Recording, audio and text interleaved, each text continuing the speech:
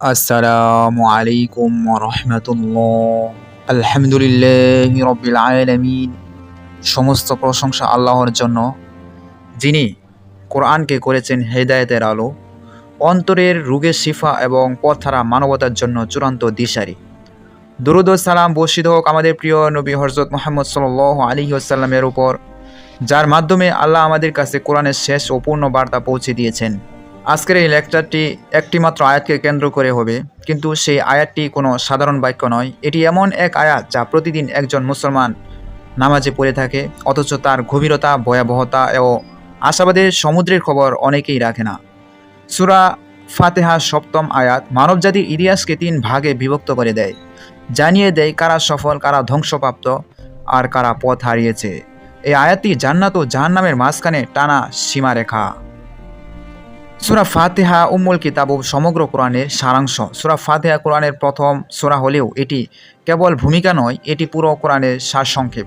রাসূল সাল্লাল্লাহু আলাইহি ওয়াসাল্লাম একে বলেছেন এটি উম্মুল কিতাব, সহিহ বুখারী, অর্থাৎ কোরআনের মা, কোরআনের মূল। যে ব্যক্তি সূরা ফাতিহা বুঝে ফেলেছে সে যেন পুরো কোরআনের কাঠামো বুঝে ফেলেছে, আর যে ব্যক্তি এই সূরাকে অবহেলা করেছে সে কোরআনের গভীর মর্ম থেকে বঞ্চিত হয়েছে।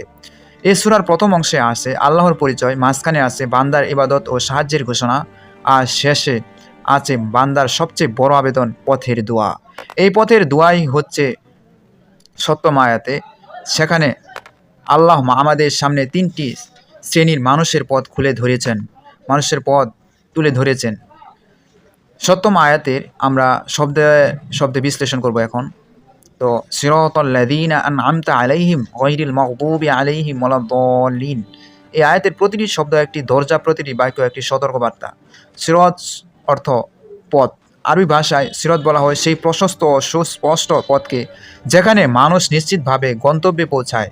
এটি কোনো আঁকাবাঁকা গলি নয়, কোনো সন্দেহের রাস্তা নয়। আল্লাহ বলেননি সুবুল, অনেক পথ, বরং বলেছেন সিরাত, একটি পথ। এটাই আমার সরল পথ, তোমরা এই পথেই চলো। সূরা আন'আম আয়াত ১৫৩। যাদের ওপর তুমি অনুগ্রহ করেছ তারা কারা? কারা তারা? এই অংশে আল্লাহ প্রথমেই আমাদের সামনে সফল মানুষের তালিকা দেন।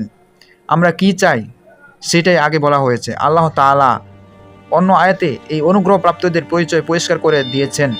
নবী, সিদ্দিক, শহীদ ও সালেহীন। সূরা নিসা আয়াত নং ৬৯। এই ৪ শ্রেণীর মানুষই মানবজাতির সেরা মানুষ। অনুগ্রহ প্রাপ্তদের পথ। ওয়াজের ভাষায় আমরা যদি একটু চিন্তা ভাবনা করি, তাহলে যদি আমরা একটু চোখ বন্ধ করি, একটু কল্পনা করি যে কিয়ামতের দিন আমরা কাদের সাথে থাকতে চাই, কাদের সাথে মাঠে যেতে চাই, আল্লাহ নিজেই আমাদের শিখিয়ে দিয়েছেন। আমরা যেন বলি, হে আল্লাহ, আমাদের সেই পথ দাও যাদের উপর তুমি অনুগ্রহ করেছ।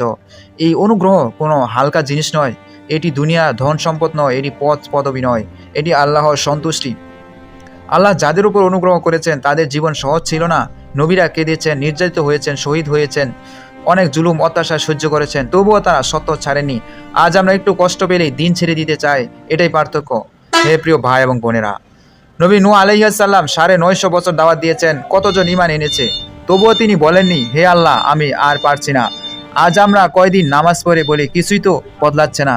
এ কারণেই আল্লাহ বলেন তাদের পথ চাই যারা ধৈর্য ধরেছে। গজব প্রাপ্তদের পথ জানা সত্ত্বেও অবাধ্যতার ভয়ঙ্কর পরিণতি সম্পর্কে আমরা একটু জানতে চাই। প্রিয় ভাই এবং বোনেরা, এখন আসে ভয়ঙ্কর অধ্যায়। আল্লাহ আমাদের শুধু ভালো পথ দেখাননি, খারাপ পথও চিনিয়ে দিয়েছেন। গজবপ্রাপ্ত কারা? কারা ধ্বংসপ্রাপ্ত? কারা জাহান্নামীদের পথ অনুসরণ করছে? কারা আল্লাহ তাআলার পথ থেকে ফিরে গেছে? কারা নবী করিম সাল্লাল্লাহু আলাইহি ওয়াসাল্লামের পথ থেকে ফিরে গেছে? রাসূল সাল্লাল্লাহু আলাইহি ওয়াসাল্লাম স্পষ্ট করে বলেছেন, তারা হলো সে জাতি যারা সত্য জেনেছিল কিন্তু মানেনি। আজ নিজেকে প্রশ্ন করুন, আমরা কি জানি না সুদ হারাম? আমরা কি জানি না জুলুম হারাম? আমরা কি জানি না গীবত হারাম? জানি কিন্তু ছাড়ি না। ভাই, এই জানি কিন্তু মানি না, এই কথাটাই গজবের রাস্তা।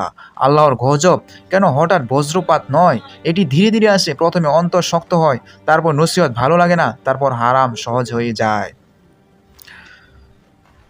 অনেক দল আছে, তারা কাঁদে, তারা ইবাদত করে, তারা ভালোবাসার দাবি করে, কিন্তু ইলম ছাড়া। ভাই, ইসলাম শুধু কান্না নয়, ইসলাম জ্ঞানও। শুধু ভালোবাসা নয়, সুন্নাহ। যে দিন আবেগে চলে সে দিন টেকে না। তাই রাসূল সাল্লাল্লাহু আলাইহি ওয়াসাল্লাম বলেছেন, এলেম অর্জন করা ফরজ। আজ কেউ বলে আমার অন্তর যা বলে সেটাই ইসলাম, এটাই পথভ্রষ্টতার সংজ্ঞা। উম্মতে মুহাম্মদ সাল্লাল্লাহু আলাইহি ওয়াসাল্লাম এর জন্য সরাসরি আল্লাহ তাআলা যে সতর্ক বার্তা দিয়েছেন, হে মুসল্লিগণ, হে প্রিয় ভাই এবং বোনেরা, এই আয়াত ইহুদি খ্রিস্টানদের জন্য নাজিল হয়নি, এটি আমাদের জন্য। আমরা যেন না হয়ে যাই কিন্তু মানি না দলের মানুষ, আমরা যেন মানি না দলের মানুষ না হয়ে যায়, আবার যেন না হয়ে যায় না জেনে আবেগে চলা দলের মানুষ। এই দুটো দলের মাঝখানের নামই ইসলাম। হে আল্লাহ, আমরা অনেক শুনেছি, অনেক জানি, কিন্তু মানি কম। হে আল্লাহ, আমাদের অন্তর ভেঙে দাও, শক্ত অন্তর ভেঙে দাও, আমাদের অন্তর নরম করে দাও, আমরা যেন তোমার পথ অনুসরণ করে চলতে পারি, সেই তৌফিক তুমি দান করে দাও।